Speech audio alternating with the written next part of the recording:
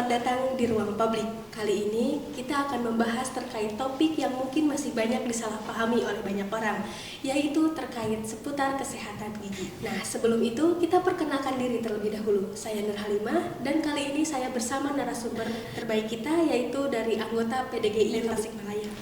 Perkenalkan, nama saya Dr. Gigi Widimepina, saya anggota PDGI Cabang Tasikmalaya, saat ini bertugas di Puskesmas Manonjaya.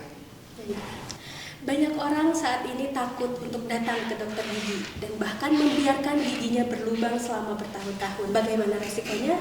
Kita akan kupas tuntas dalam episode kali ini. Langsung saja ya dok, terkait pertanyaan pertama, bagaimana tips khusus dari dokter dalam menjaga kesehatan gigi dan mulut selama Ramadan ini? Oke, tips khusus selama bulan Ramadan yaitu tetap pertama adalah membersihkan gigi, baik menyikat gigi sebelum tidur dan setelah makan, itu hal yang utama. Selanjutnya perbanyak air minum putih dan gizi yang seimbang, seperti itu.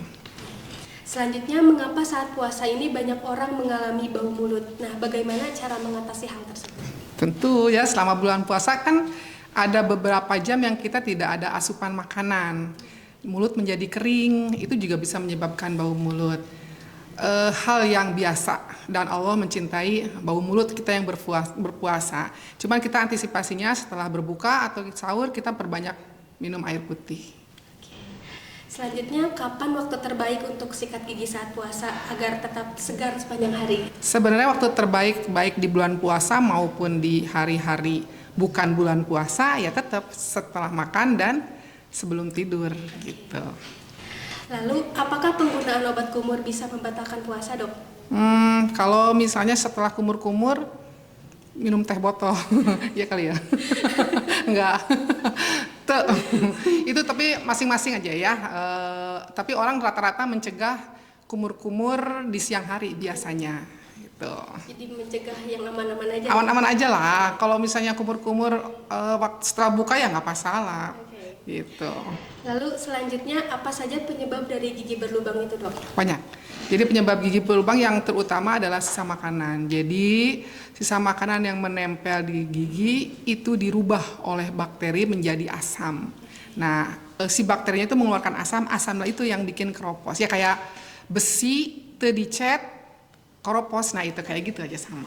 Nah, selama Ramadan ini kan kita ini cenderung banyak mengonsumsi makanan manis gitu ya. Nah, itu bagaimana, dok? Nggak masalah.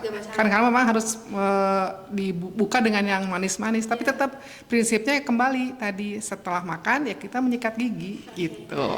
Nah, selain menyikat gigi, apakah ada cara lain untuk menjaga dari kesehatan gigi itu sendiri, dok? Ketemu dokter gigi.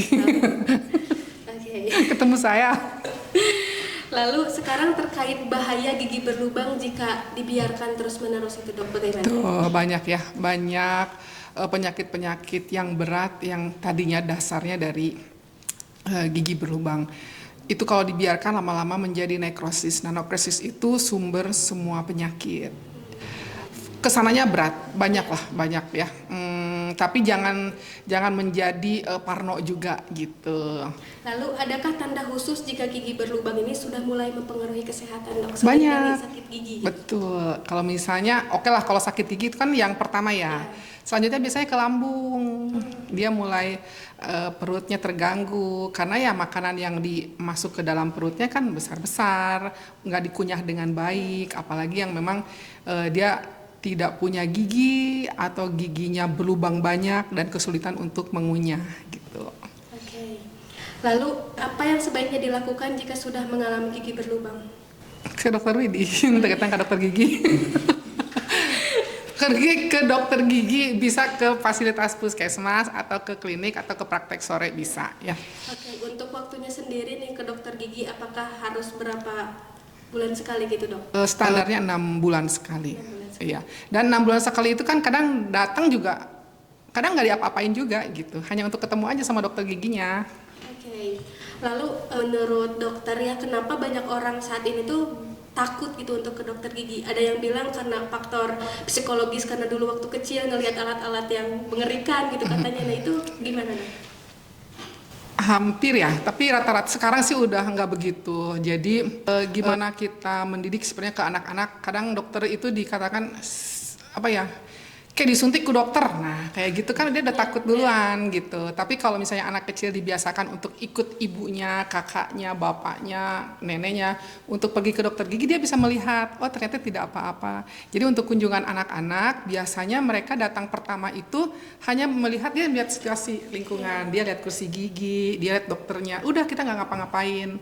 Nah, nanti selanjutnya datang kedua dia mau naik ke kursi gigi gitu kalau menghadapi anak-anak sampai dia titik takutnya hilang gitu. Nanti balik lagi ke parenting orang tuanya ya. Betul, betul. Nah, tapi kan tidak semua orang tua itu paham ya, aware akan pentingnya menjaga kesehatan gigi. Nah, bagaimana cara mengedukasi pihak orang tua gitu khususnya? Banyak. Kalau kami di Puskesmas kan banyak penyuluhan ke masyarakat. Itu sasarannya bisa mulai dari ibu hamil, kemudian ibu menyusui, ibu yang udah punya bayi, kemudian sampai anaknya besar, bahkan ke remaja pun kita masuk ke situ gitu. Nah, itu dia pembahasan kita kali ini terkait seputar menjaga kesehatan gigi. Semoga dengan adanya episode kali ini bisa mengedukasi para masyarakat terkait pentingnya menjaga kesehatan gigi.